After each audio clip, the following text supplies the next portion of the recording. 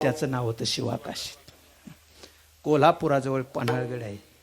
42,000 सैन्याचा पहारा त्या पन्हाळगडाला वेढा पडला आणि 1200 सैन्य पन्हाळगडावर होतं. आता 42,000चा कडा वेढा पडला, 1200 सैन्य काय करणार आहे? राजाने विचार केला, आता करायचं काय? 1 मिनिट विचार केला, पण छत्रपती म्हणजे साधा बुद्धिवान राजा नव्हता.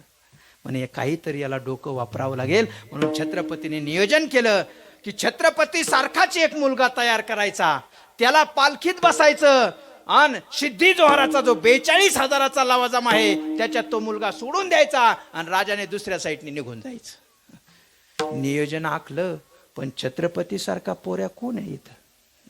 मग मावळ्याने सांगितलं, आपला लवाजम्यात एक पोऱ्या आहे आणि त्याचं नाव आहे शिवाकाशीत. तो छत्रपती सारखाच दिसत होता, सरळ नाकन. पण 3 तास झाले, छत्रपतीची हिम्मत नाही झाली शिवाकाशीदाला म्हणायची का तू छत्रपती हो म्हणून. काय राजा होता का? कारण छत्रपतीला माहित होतं 2 वर्ष झाले शिवाचं लग्न झालं. जर हा सिद्धी जोहराच्या त्या 42,000 सैन्यात नेऊन घातला तर हा परत येणार नाही. याच्या आईला आणि याच्या बायकोला मी काय सांगू? 3 तास छत्रपती विचार करत होते मंडळी, 3 तास.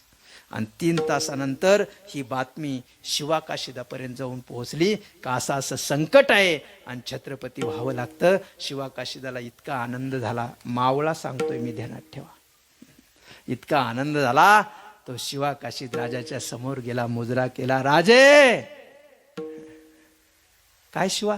काही नाही, आज मला छत्रपती व्हायचंय. राजे, तुमचा मुकुट आज मला पाहिजे, तुमची भवानी तलवार आज मला पाहिजे, तुमचा हा सर्व पोशाख मला पाहिजे. राजे, आज माझ्या जीवनात सौभाग्य आहे की आज मला छत्रपती व्हायचंय.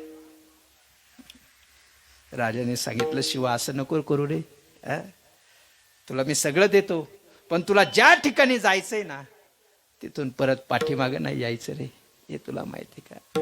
काय म्हटलं असं शिवाकाशीत, मावळा कसा असाव छत्रपतीचा? शिवाकाशीदाने सांगितलं, राज, असा जर मेलो तर शिवा नाभी म्हणून मरेल, पण तुमचा ड्रेस, कपडे, भवानी तलवार घालून जर मेलो तर छत्रपती म्हणून मरेल. हे सौभाग्य कुणाच्या नशिबामध्ये आहे? विठाला विठाला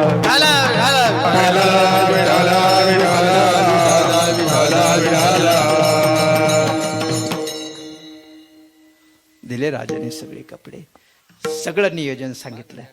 आणि सगळं नियोजन सांगत असताना फक्त एक नियोजन सांगायचं राहिलं. कोणतं? ज्यावेळेस शिवाकाशीदीने सिद्धी जोहरच्या सैन्यामध्ये प्रवेश केला, राजे पालखीतून रथातून उतरताना नेहमी उजव्या साईडने उचलायचे आणि शिवाकाशीद डाव्या साईडने उतरला. सिद्धी जोहर म्हणे, शिवा नाही, ओ छत्रपती नाही, अहो दुसरा शिवा आहे, पकडो. कसा मारला तू? बोट तोडले, त्याच्या आधी हात तोडले, मग पाय तोडले, मग पोट फाडलं, मग डोकं फोडलं. मंडळी, इतका वाईट पद्धतीने त्याला मारलं. तुकडे तुकडे तुकडे तुकडे सिद्धी जोहरने केले. पोतं भरलं, पोतं बांधलं आणि छत्रपतीला सप्रेम भेट म्हणून पाठवलं. शिवाकाशीदाचे तुकडे बघितल्यानंतर छत्रपतीने खाली मान गाठली, ढसा ढसा ढसा ढसा ढसा ढसा.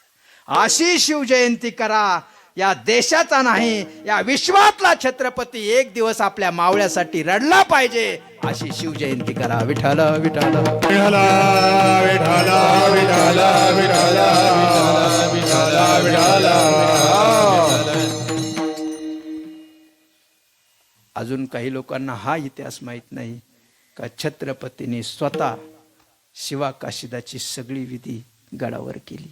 स्वतः छत्रपतीने 13वा वगैरे काय असेल, 2 महिने कुणालाच बातमी माहीत नाही.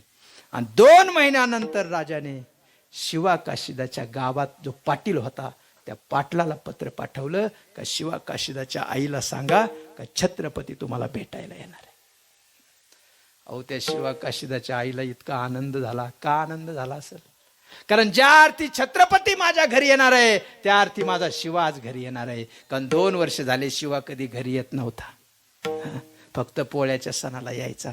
आणि म्हणून इतका आनंद झाला तिला. सडा समर्जन रांगोळ्या, शिवा काशिदाच्या बायकोला सुंदरशी पैठणी घेतली, शेजाऱ्याकून याच्याकून हे दागिने घे, हे अलंकार घे, तिला सजवलं. सडा समर्जन रांगोळ्या, छत्रपतीची वाट पाहतात मंडळी. गावामध्ये छत्रपती वेशीपर्यंत आले.